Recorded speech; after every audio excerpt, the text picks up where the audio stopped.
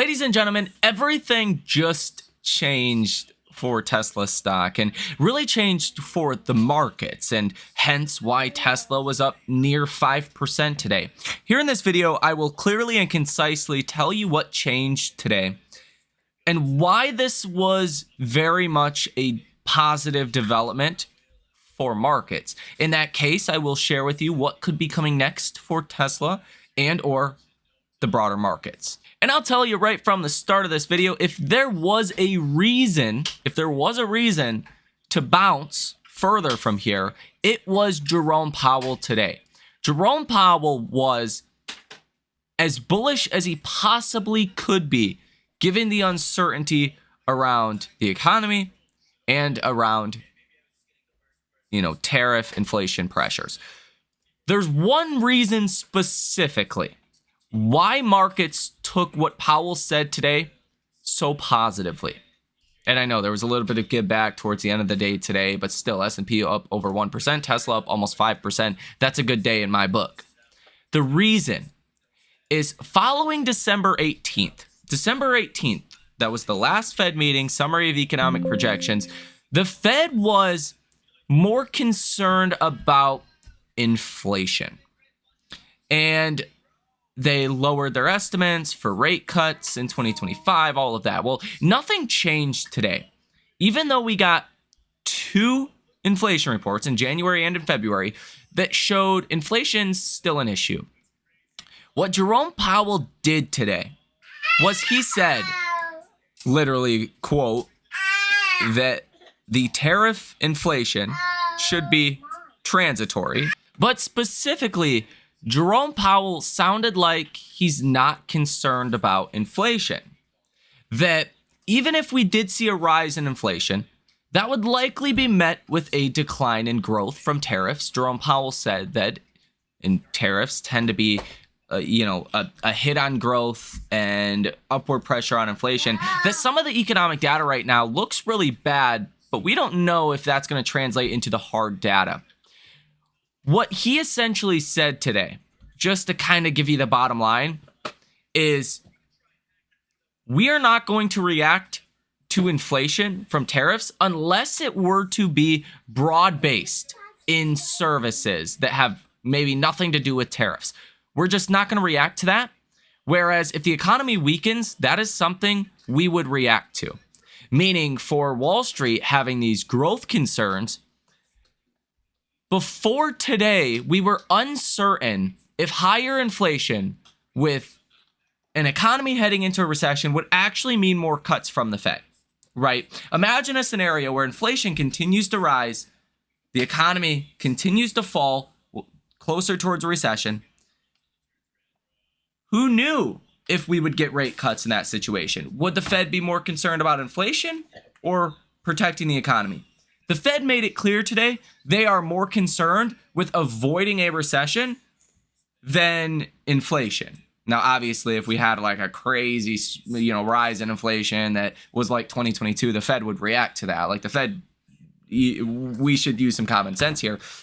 But pressure up to the upside on inflation would not derail the Fed in accommodating the economy. Okay, because they think it's going to be temporary. So the stock market now has a friend in the Fed and a little bit more kind of clarity on how the Fed's going to react to inflation. That inflation's not really a huge problem, should be transitory, but if the economy weakens, we're going to get rate cuts. That is specifically good for the bonds, for the bond market, right? And that's why you've seen the bond market do well today, but it's also positive for the stock market because you essentially have the Powell put, right? Powell says if things get bad, we are here. That's what Powell said today. That's the bottom line. The Powell put is back. Now, perhaps that is because of pressure from the administration to, put a downside pressure on bonds. Maybe that makes sense. Maybe Powell was pressured more than we know. Who cares? Okay. Ultimately, the Powell put is back. And if there was a reason for markets to bounce further from here in the short term, I would say it's that. Now, ultimately, if we look like we're going into recession, it doesn't matter if the Fed cuts rates, stocks are going to get hit on that. But if the economy continues to weaken and we get bad jobs reports, what this conference told markets is the Fed will be able to cut and hopefully mitigate some of that consequence of a negative economy. Meaning, instead of like the Fed sitting with their hands tied behind their back, watching the economy, go into a recession and not doing anything about it because of they're worried about inflation, the Fed said, nope, if the economy weakens, we will cut rates. That's essentially what the Fed said today. While maybe that's hard for some people to kind of digest, at least right now, that is where I see the narrative going over the next couple of days. And for that reason, I could see markets bouncing further from here. Okay? I mean, the Fed put his back. If we get a bad jobs report next month, rate cut. If we get, a bad recessionary impetus from a different data point, you're going to start boosting those odds of a rate cut because the Fed is not afraid of a little bit of inflation from tariffs. That is very bullish. That is very bullish for Tesla because, again, Tesla is the company you would not want to own during a recession. Now, long term, obviously you would. And if you understand Tesla on a deep level like we do, you would. You would want to go out and buy as much of Tesla as you possibly could during a recession. Okay? And Tesla's already kind of being priced for a recession to begin with. So, that's kind of how this could change everything for Tesla. Because the odds of a recession are falling today. Why? Because as the data gets worse in the economy, the Fed will cut, giving you more accommodation to the economy. Thus, ultimately, maybe preventing a recession entirely. Even if, forget the inflation picture. Best way to understand this. Forget inflation even exists. We're now with an understanding that if the economy weakens, the Fed will cut. Even if inflation's going up, if it's going down, sideways, doesn't matter. The Fed's going to cut if the economy weakens. The Fed wants to avoid a recession. That is not clarity we had before today. Before today, we had no idea if the Fed would cut because of a weakening economy if inflation was still an issue. Powell made it clear. They want to protect the economy. And I think that makes sense as well for their legacy, right? And for Fed's credibility. The last thing you want is to fight this war on inflation, have a strong economy, and then, let the economy walk into a recession because of a little bit of temporary inflation. So from the standpoint of investing in Tesla, as the economy gets worse, the Fed's going to cut rates. That should help, obviously, affordability for Teslas. And and what we got today from the bond market and from the Fed slowing quantitative tightening, that's less pressure to the downside on bonds. That could allow for bond yields to continue to fall, which again helps affordability. It helps reduce some of the restriction in the real economy. So mix that with a Powell put that is essentially coming back. And I could see a very bullish setup ahead for Tesla. Now, as we said in previous videos, Monday, Tuesday, and Wednesday of this week were really the big week or big days for economic data this week. Coming out tomorrow, you have initial jobless claims, you have some Philly Fed data, you have some real estate data, but you don't have much that's going to really move markets from that extent. And again, now, if we get a bad initial jobless claims, the odds of rate cuts are just going to go up. So what's better or what's worse, right? I don't know. We'll have to see what comes from the data. But the Fed being your friend is particularly bullish for Tesla, being it is an economically sensitive company. Most of its business still comes from selling cars. People do not buy cars if you're in a recession. Not nearly as much, that is. Like, auto companies historically are the worst during recessions. The only two automakers in the US that have never went bankrupt is Tesla and Ford. And Ford and Tesla barely held on during the last real recession we had. Investors don't want to face any chance of bankruptcy, right? But if the Fed's going to lower the risks of a recession, that is a material change positively for Tesla. Now, there was some news today that also helped to boost Tesla. Cantor Fitzgerald, they reiterated their $425 price target on Tesla, and basically said that Wall Street has massively overreacted to all of the negative headlines, that all of the positive things that we were excited for about Tesla when the stock was in the 400s are still intact today. And they think over the next 12 months, Tesla stock's going back to $425 per share. From here, that is upside of almost 80%. That was a very strong endorsement today following their visit to Giga Texas in the last, 2 days ago. Now, also, when we consider just how negative investors are right now, I could see, again, in the short term, markets really liking this. And Wall Street, hedge funds, institutions, they don't move capital around all too quickly. I think people are still going to want to be hedged to a certain extent because, again, even if the Fed is your friend and they're going to be cutting rates as the economy gets worse, if the economy gets worse and it looks like we're heading into a recession, still not good for stocks, right? That's still not great. It just dampens, puts a stop, if you will, on maybe some of the weakening in the economy if the Fed is your friend and reacts to that data with cutting rates. But still, over the medium term here, the next couple of months, if the economy gets materially worse, looks like it's heading into recession, I would still expect more downside for stocks, right? Every recession we've ever had, the Fed has cut rates, but the stock market has still fallen a lot. Like 08, dude, they cut rates to zero pretty damn fast. The S&P still fell 50%. Okay, so the bottom line is you still face some of the more medium-term risks, but in the short term, bad data raises rate cut odds. That is bullish for Tesla. Maybe this Powell wouldn't have been as bullish, a year ago because we already were under the impression the economy weakens, the Fed's going to be cutting rates, but now we have more clarity on that they don't care about inflation in the short term. They're going to react to the economy. You can also make an argument that markets are still very bearish. CNN Fear and Greed Index is still at 22. It's still in extreme fear territory. Percent of stocks trading above their 50-day moving average went up 3% today, but still 67.5% of stocks are trading below their 50-day moving average. Like, you are very bearish still. The AI Investor Sentiment Survey has not been this bearish since the bottom of 09.